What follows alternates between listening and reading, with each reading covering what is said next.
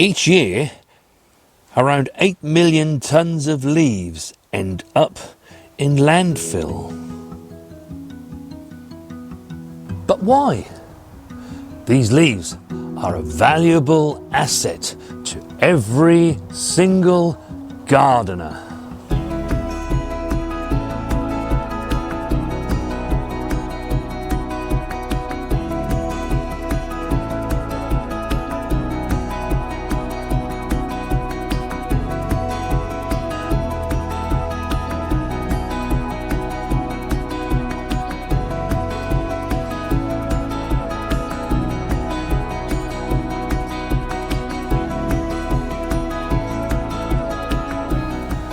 Leaves can be used in a number of ways. You could add some to your compost, but you wouldn't want to add too many. They are a source of carbon, a source of brown, and therefore take much longer to break down, and they can soon overwhelm a compost heap. They can also be used as a mulch. It's mid-December here on our No Dig Norfolk garden, but very soon the year will turn and it will be January. This is when we see the majority of our coldest weather and frosts. To protect your veg from frost, leaves are a very good insulator, and if you just put some leaves around your beds, whether they be raised like this or indeed on your open beds, they will just help keep them warm so that they don't freeze too harshly. Can also stop your soil from freezing.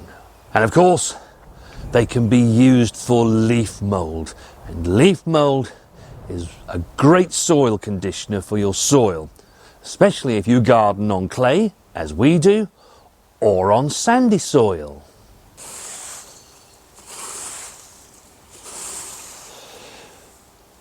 Many people see leaves as an inconvenient, messy waste, when actually, with just a little bit of effort, they can become one of your garden's greatest assets.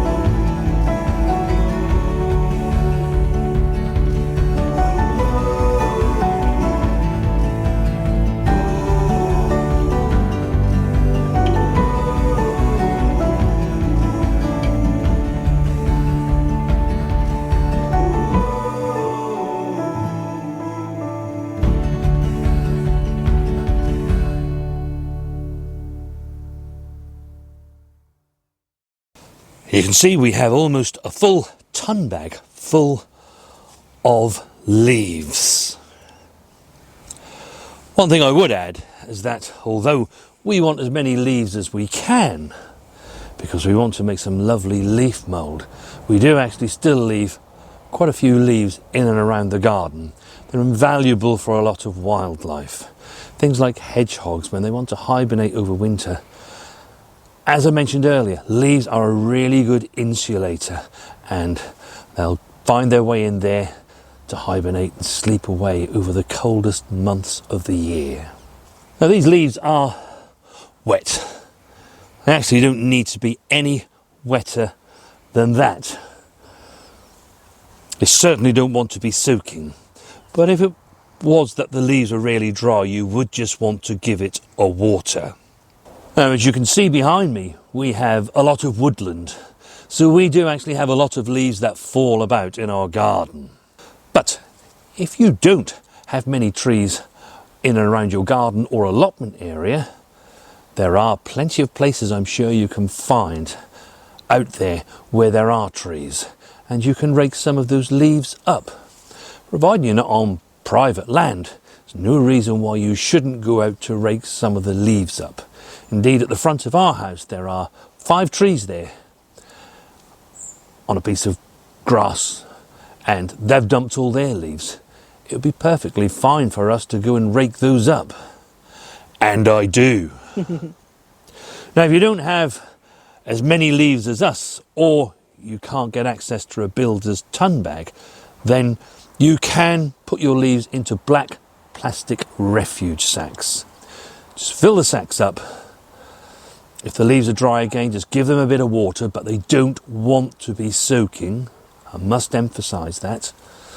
Tie the bags up, and then simply with your garden fork, punch some holes in them so that there is some oxygen and drainage for the leaves. If you've got a shed like we have, just put the bags behind the shed and forget about them.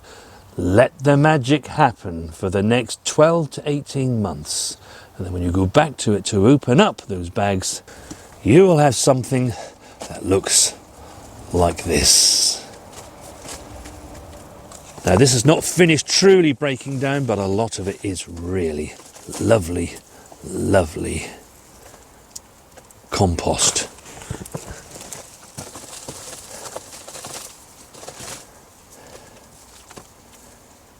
Just goes to show how much it breaks down as well, because that was another full ton bag this time last year, and we've been reduced to probably a quarter. It was full. And if you think, we took these leaves up this time last year, and that's where we've got to. By the time we get into the new year and into January and indeed February, that's going to be lovely for us to be able to use. So if you have access to leaves, don't see them as something that just makes your garden or your allotment look messy. Be tidy, rake them up, and do exactly as you've seen us do today. Leaf mould is a great soil conditioner, whether you have clay or sandy soil. It's also great for adding to your potting and seedling mixes, something Mrs. W and I shall be looking at in the new year.